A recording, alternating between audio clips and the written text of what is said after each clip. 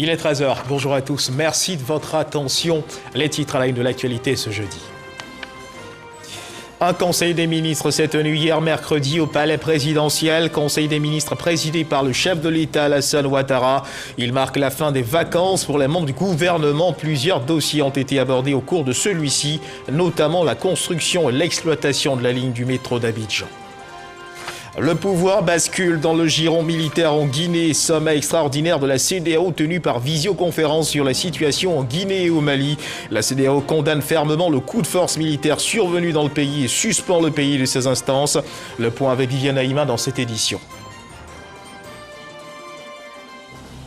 Et puis, lutte contre la Covid-19, le gouvernement annonce dès ce jeudi 9 septembre la mixité des vaccins AstraZeneca et Pfizer. Objectif, permettre aux 500 000 personnes en attente de leur deuxième dose de se faire vacciner. On en saura plus sur ce sujet avec notre reporter Salim Atoudia. Voilà pour l'essentiel. Oui, bonjour à tous et merci de nous rejoindre pour cette demi-heure d'information. Direction le palais présidentiel qui a abrité hier un conseil des ministres présidé par le chef de l'État Alassane Ouattara. Ce conseil des ministres, nous le disions à l'instant, marque la fin des vacances pour les membres du gouvernement. Plusieurs dossiers ont été abordés au cours de celui-ci, notamment la construction et l'exploitation de la ligne du métro d'Abidjan. Le point avec Jérôme Kofi Aboula. Une réunion de la reprise. Le présent Conseil des ministres s'illustre comme tel, ce qui sous-entend que les membres du gouvernement ne sont plus en vacances. Toutefois, dans l'enceinte du palais présidentiel, la joie qu'ils ont de se retrouver aux côtés du président de la République, Alassane Ouattara, pour reprendre les activités en vue du bien-être des populations est sans équivoque. Une occasion de retrouvailles avec les autres ministres et surtout avec le président de la République. Et donc ça a beaucoup de joie que j'ai retrouvé le président de la République en pleine forme, prêt pour le travail, le développement de notre pays. C'est la reprise avec d'autres enjeux que vous connaissez. L'objectif étant le même, continuer à améliorer les conditions de vie de chaque Ivoirien partout où il se trouve sur le territoire. Je me sens très bien. Aujourd'hui est le premier conseil de ministres de la reprise des travaux, du travail du gouvernement et nous avons une très bonne séance. Le président est en pleine forme, le premier ministre est en pleine forme et l'ensemble du gouvernement est très content de la reprise. Nous reprenons le service avec beaucoup d'entrain, avec beaucoup de bonnes perspectives de servir notre pays avec vigueur. Et je peux dire à l'ensemble de nos concitoyens que le meilleur reste à venir. La rencontre de ce mercredi ne s'est pas déroulée sans tenir compte des principes qui consistent à prendre des grandes décisions pour répondre aux différentes préoccupations. Et en la matière, on peut entre autres mentionner la mesure relative à la lutte contre l'incivisme sur les routes, tout comme celle liée à la construction et l'exploitation de la ligne du métro d'Abidjan, avec à la clé la création de plusieurs emplois. L'État de Côte d'Ivoire, vous en souvenez, a signé donc le 21 décembre 2019 avec la société de transport abidjanais par rail, la STAR, une convention relative à la construction et à l'exploitation de la ligne 1 du métro d'Abidjan, devant relier les communes d'Anyama et de Port-Boué sur un linéaire d'environ 37,5 km. La présente ordonnance vise donc à faciliter la réalisation du projet qui permettra, outre le développement et la modernisation de l'infrastructure des transports à Abidjan, la création de 2000 emplois directs et de 3000 emplois indirects pendant la phase de construction et la création de 1000 emplois en phase d'exploitation. Au titre du ministère des Transports qui, vous le savez, a initié une vaste campagne de lutte contre l'incivisme sur nos routes. Donc, le Conseil a adopté une ordonnance portant donc règles applicables en matière de transport intelligent ainsi que sa loi de ratification. Le Conseil des ministres du 6 février 2019 a autorisé le déploiement sur l'ensemble du territoire national d'un système intelligent de gestion de la circulation routière dénommé Système de transport intelligent ou STI, qui est basé essentiellement sur l'application des technologies de l'information et de la communication au domaine du transport. Ce système vise à l'optimisation de l'utilisation des infrastructures de transport et l'amélioration de la mobilité, de la sécurité routière et de la sûreté.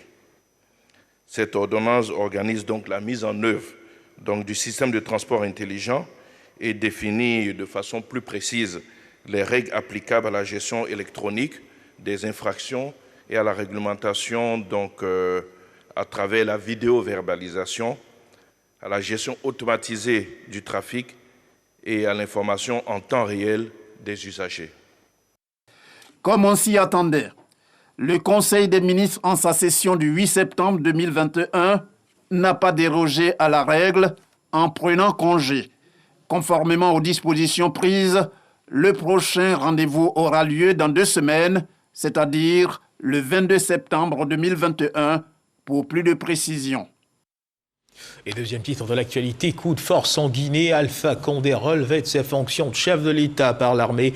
C'était le 5 septembre dernier. La CEDEAO condamne fermement le coup de force militaire et suspend le pays de ses instances. Le chef d'État de la région a aussi évoqué la transition en cours au Mali après y avoir envoyé une mission. Voici ce que l'on peut retenir du sommet extraordinaire de l'institution ouest-africaine tenu hier via visioconférence. Le chef de l'État, Alassane Ouattara, a participé à cette réunion. Le point avec Viviane Haïma.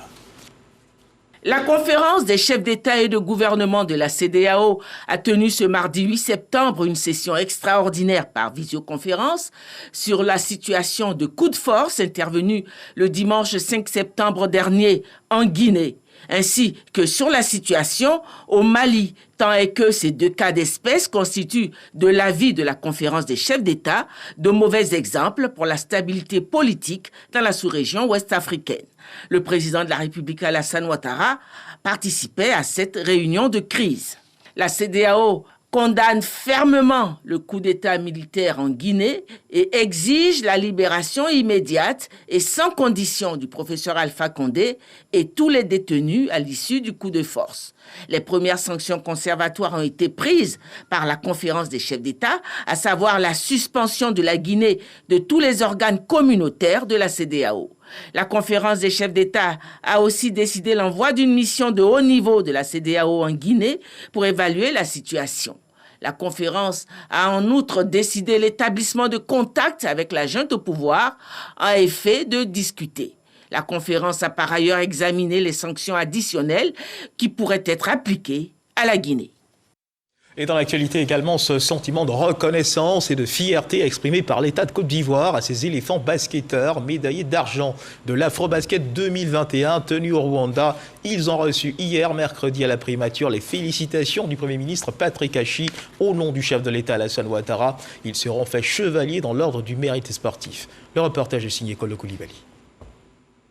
Les éléphants basketteurs se sont inclinés de justesse d'un tir à 3 points face à la Tunisie et les privant d'un 3e titre continental. N'empêche, la Côte d'Ivoire salue le mérite de ce combat, soldé par une médaille d'argent. Conduite par le ministre des Sports Dan Opoulin, l'équipe et la Fédération ivoirienne de basketball ont été reçues par le Premier ministre Patrick Achi, qui avait à ses côtés le ministre du Tourisme, Siandou Fofana. Ils ont reçu les félicitations et la reconnaissance de la nation. Les joueurs et les dirigeants fédéraux ne sont pas insensibles à cette marque d'attention. On est vraiment fiers, heureux, satisfaits, honorés par cette réception de la nation pour les efforts qui ont été consentis par l'ensemble de la délégation. Et je pense qu'on ne s'attendait pas à cet honneur parce que honnêtement, on est parti de façon anonyme et on est reçu en héros. Et toute la délégation, tous les joueurs ici, j'exprime cette satisfaction et on tient à dire merci à l'État de Côte d'Ivoire, au Premier ministre, au Président de la République pour l'accueil chaleureux et pour l'attention particulière qu'il nous a accordée. Au nom du Président de la République, le Premier ministre Patrick Achi a dit toute la fierté du chef de l'État pour ce beau parcours. Le Président de la République offre au total 100 millions de francs CFA pour cette aventure honorable, dont 5 millions à chaque joueur de l'équipe, 5 autres aux encadreurs, 12 millions au staff technique et 10 à la fédération. Au départ, peu auraient donné cher de votre peau. Mais voilà, avec toutes ces valeurs que vous avez su montrer, vous êtes arrivés jusqu'au bout. Bien sûr, on arrive en finale. La finale, je crois que quand on est arrivé, bon, on mérite de gagner. Les équipes méritent toutes les deux de gagner. Le reste, il y a le destin, il y a le sort. L'homme fait sa part, mais le destin a sa part. Mais nous, ce qu'on retient, c'est que vous avez tout donné pour nous. Et pour cela, on voudrait vous dire, comme je l'ai dit au nom du chef de l'État, merci. On gardera en tout cas du fond du cœur et des yeux ces images qu'on a vues, les craintes qu'on a eues, qu'on a partagées avec vous, l'espoir jusqu'à la dernière minute. Et ces 3 points-là, vous les méritiez tout autant que ceux qui ont gagné. C'est ce qu'on retient. Et nous souhaitions que vous ne gardiez pas de ce match un mauvais souvenir en disant « on n'a pas pu ramener la médaille d'or ». Pour nous, cette médaille-là, comme vous l'avez dit, c'est la médaille d'or. Les basketteurs ivoiriens sont arrivés deuxièmes de l'Afro-Basket, tenu du 24 août au 5 septembre à Kigali, au Rwanda. Ce jeudi, ils seront faits chevaliers dans l'ordre du mérite sportif. C'est sur ces bonnes nouvelles que le capitaine Stéphane Konaté et ses coéquipiers ont pris congé du Premier ministre, promettant de revenir plus conquérants, notamment à partir de novembre, avec les éliminatoires de la Coupe du monde de basket. Et encore bravo à nos pachydermes basketteurs. Lutte contre l'incivisme sur les routes ivoiriennes.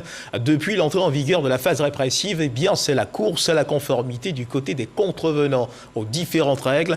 Par exemple, ceux qui jusqu'ici circulaient sans plaque d'immatriculation, aujourd'hui font mains et pieds pour être en conformité avec la loi. On se bouscule pour avoir accès au site d'immatriculation parce qu'on n'a pas du tout envie de se faire réprimander, mieux verbalisé par les agents des forces de police et de gendarmerie qui ont investi les routes nationales. C'est ce que nous rapporte Lancini Bakayoko.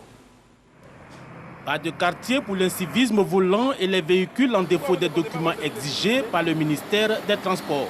Le groupement de sécurité routière de la gendarmerie nationale sur le terrain pour réprimer les récalcitrants. Il s'agit pour nous, dans un premier temps, de contrôler d'abord l'état physique des véhicules. Parce qu'il y a des véhicules, lorsque vous les voyez, qui ont des roues lisses, qui ont des portières qui ne se ferment pas, qui n'ont pas de phare. Ces véhicules ne méritent pas de rouler, à plus forte raison de transporter des passagers sur le territoire de Côte d'Ivoire. Ce cas sans plaque d'immatriculation en partance pour Daoukro vient d'être immobilisé à quelques kilomètres d'Azaguié. Malgré les désagréments, les usagers du cas sont en phase avec cette campagne de répression. Si ça avait un problème comme ça, je ne prenais pas ce véhicule. C'est quand on nous a arrêtés que je me suis rendu compte que, effectivement, la déventure, il n'y a pas de plaque. C'est normal, hein, quand l'État prend une décision, il faut la respecter. La détermination du gouvernement via cette phase de répression par vidéoverbalisation porte déjà des fruits. Les sites d'enrôlement, comme ici à Abobo, sont pris d'assaut par les automobilistes. Nous sommes au centre d'enrôlement pour venir récupérer les tickets de nos plaques. Donc, on a problème aujourd'hui de stickers. Ils disent qu'il n'y a pas de stickers, mais ils ont imprimé dessus qu'on va récupérer les stickers plus tard. Mais notre souci, est-ce que la police va nous accepter de rouler avec ça? Des lourdeurs auxquelles font face les opérateurs en charge de la pose des plaques d'immatriculation qui se sont délocalisés à travers la ville d'Abidjan. Ça fait pratiquement 2 ans. 2 ans que je cours après. J'ai beaucoup de véhicules qui circulent comme ça. C'est la première qu'on veut me poser la plaque. Aujourd'hui, à le 8. Moi, je suis soulagé. Nous sommes conscients qu'il devait y avoir un goulot d'étranglement. Mais les dispositions sont prises pour que, petit à petit, on fluidifie le système et que tout le monde soit satisfait. Selon le ministère des Transports, près de 2/3 des véhicules en circulation sont dans l'illégalité. Pour lutter contre l'incivisme sur les routes, il faut être en bonne santé. Il faut continuer d'être vigilant. La Covid-19 est encore présente dans notre pays. Chaque jour, de nouveaux cas de contamination sont enregistrés.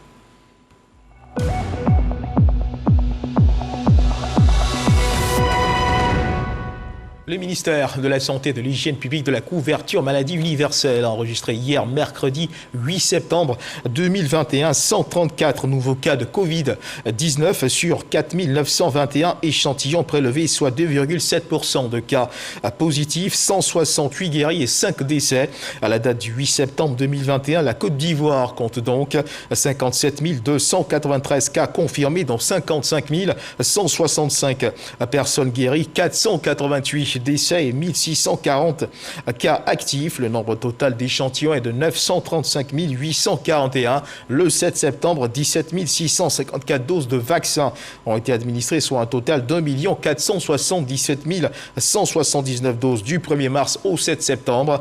Le ministre de la Santé et de l'Hygiène publique de la couverture maladie universelle invite toutes les personnes âgées de plus de 18 ans à se faire vacciner. La vaccination contre la Covid-19, rappelons-le, qui est gratuite et volontaire. Et justement, parlons de vaccination. Le ministère de la Santé, de l'Hygiène publique et de la couverture maladie universelle annonce que dès ce jeudi 9 septembre, la mixité des vaccins AstraZeneca et Pfizer, il s'agit entre autres de permettre aux 500 000 personnes en attente de leur deuxième dose de se faire vacciner, ce qui est scientifiquement possible pour ces deux vaccins de même type. C'est ce que nous dit Salima Toudia. L'annonce a été faite ce mercredi par le comité de veille sanitaire. Dès ce jeudi 9 septembre, c'est la mixité des doses AstraZeneca et Pfizer. 500 000 personnes étaient en attente de leur deuxième dose. Comme vous le savez, nous sommes à tension de doses d'AstraZeneca sur le marché mondial et il a été acté par le ministère de la Santé et de l'Hygiène publique, par le gouvernement ivoirien, de la mixité des doses en fonction des données scientifiques que nous avons et de la conservation de l'efficacité lorsqu'on ferait deux doses avec des vaccins différents. Cette mixité de doses veut dire que pour les personnes qui ont reçu le vaccin AstraZeneca, elles pourront recevoir une dose de Pfizer. Et cette extension de dose entre 6 et 8 semaines permettrait d'atteindre un meilleur taux d'anticorps avant de faire la seconde dose pour une protection durable. De nouvelles stratégies ont été mises en place pour améliorer l'offre vaccinale, notamment l'allongement de la durée d'ouverture des sites de vaccination. Nous avons constaté qu'il y avait un retard à l'ouverture des sites et les sites de vaccination seront ouverts à 8 h et fermeront à 18 h. Il faut que toute personne qui désire se faire vacciner ait l'opportunité de se faire vacciner. Les sites de prise en charge dédiés aux cas positifs sont saturés avec un taux d'occupation des lits de 95%, voire 100% sur certains sites. Pour pallier cette situation, nous allons ouvrir le site d'Anyama, un site de 145 lits, et le ministère de la Santé et de l'Hygiène publique de la couverture maladie universelle va aussi étendre l'offre de prise en charge dans les structures périphériques, c'est-à-dire dans les hôpitaux généraux de Koumassi, Marcory, Port-Boué, Abobogar, Bingerville, Adjamé, en offrant 3 par hôpital en 2 et 3 lits d'isolement. On mettra les capacités d'oxygénation et de prise en charge. La priorité pour cette maladie, c'est l'oxygène. Les populations sont à nouveau invitées à respecter les mesures barrières. Et dans cet élan de lutte contre la Covid-19 marqué par la vaccination, les agents de l'ANAGED, l'Agence nationale de gestion des déchets, accompagnés de leurs familles, se sont fait vacciner contre la maladie. La directrice générale de l'agence était également présente à cette journée de vaccination, comme pour indiquer le chemin à suivre. Eugène Atoubé. Volontaires et convaincus de tout le bénéfice qu'ils tirent de l'acte auquel ils se soumettent, les agents de l'ANAGED reçoivent leur dose de vaccin contre la Covid-19. Près de 100 agents se sont mobilisés ainsi que des membres de leur famille à la demande de la directrice générale de l'ANAGED. Faire le vaccin, c'est vraiment une prévention que nous saluons. Donc nous remercions Madame le directeur général. On constate depuis quelques mois une résurgence des cas de Covid. Cette situation est très préoccupante. Il faut que chacun puisse prendre ses responsabilités pour se faire vacciner. L'Agence nationale de gestion des déchets s'inscrit dans la dynamique nationale de respect des mesures barrières contre la pandémie à coronavirus.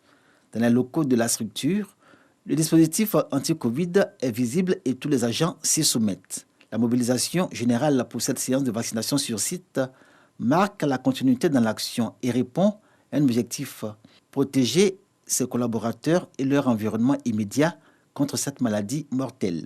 On se rend compte que même les personnes vaccinées ne sont pas à l'abri, n'est-ce pas?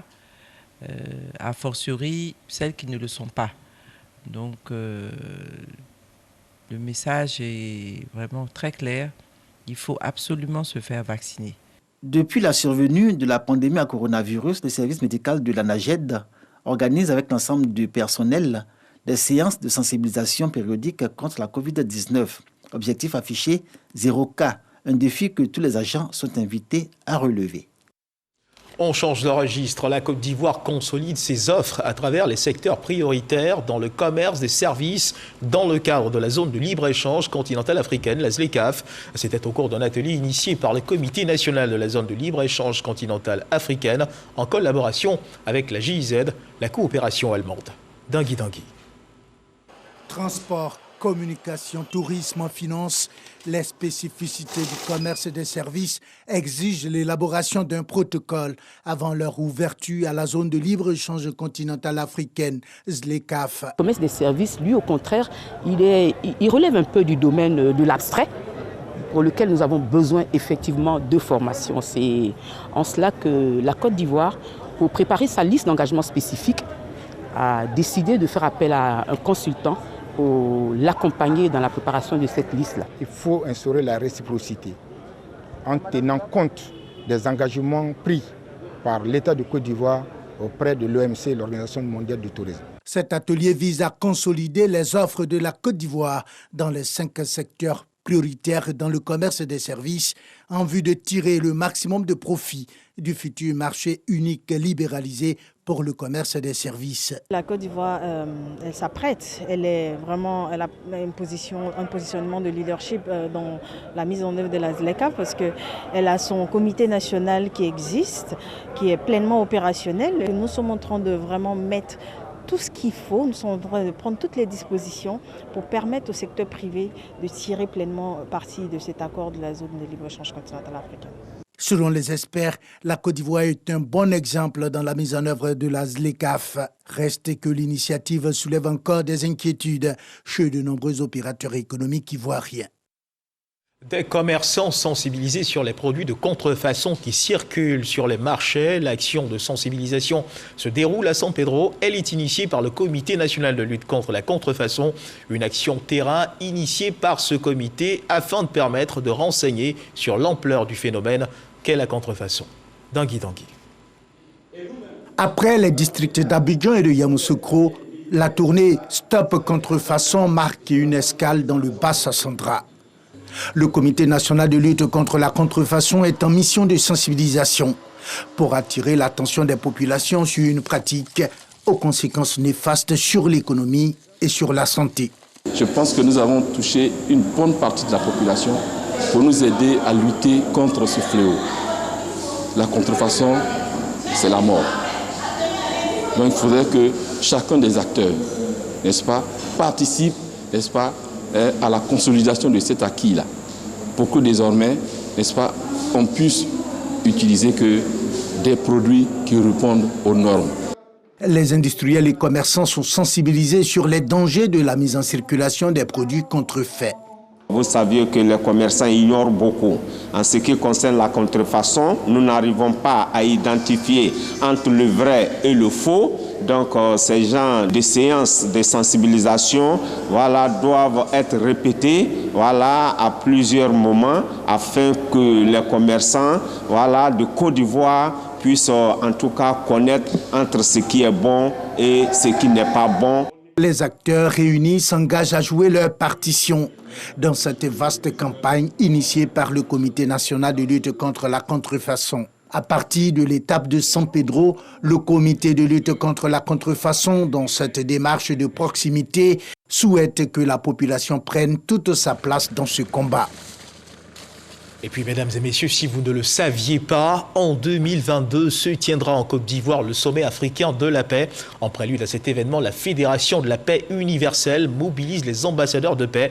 Après la région du Hambol, le cap a été mis sur celle du Nzi pour une sensibilisation portant sur la paix, l'interdépendance et le développement local. Des personnalités ont été élevées au rang d'ambassadeurs de paix par la section ivoirienne de la FPU, présidée par le PCA de la RTI, Akasaye Lazare. En ligne de mire, le succès de cette rencontre internationale de haut niveau.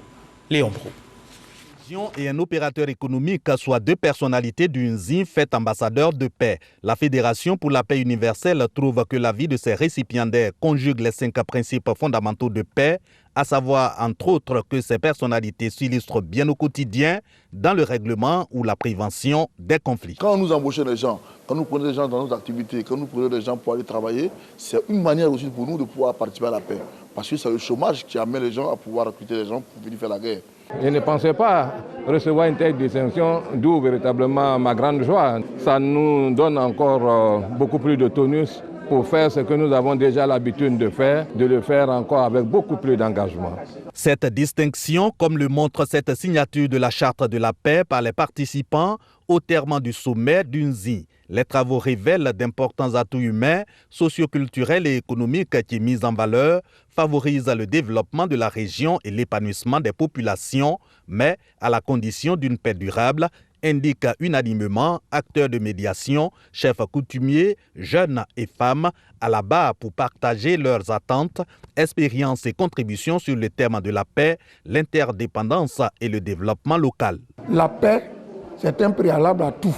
C'est dans le comportement des gens. Et la paix est le socle de la cohésion sociale. Nous sommes appelant donc les élus, les responsables politiques, la jeunesse, les femmes, la chefferie traditionnelle et tous ceux qui sont les acteurs prépondérants de ces régions à coaliser autour de la paix pour que la Côte d'Ivoire ait la chance d'abriter l'année prochaine son premier sommet africain sur la paix qui va avoir la participation de toutes les sommités mondiales de la paix. Les retombées seront vraiment, formidables pour la Côte d'Ivoire en termes de réconciliation, en termes de cohésion nationale et sociale et surtout en termes de paix dans notre pays.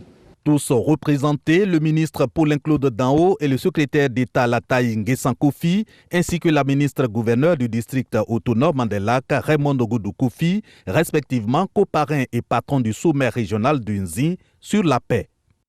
Reportage signé Léon Brou. De la détente à présent dans votre 13h avec du cinéma.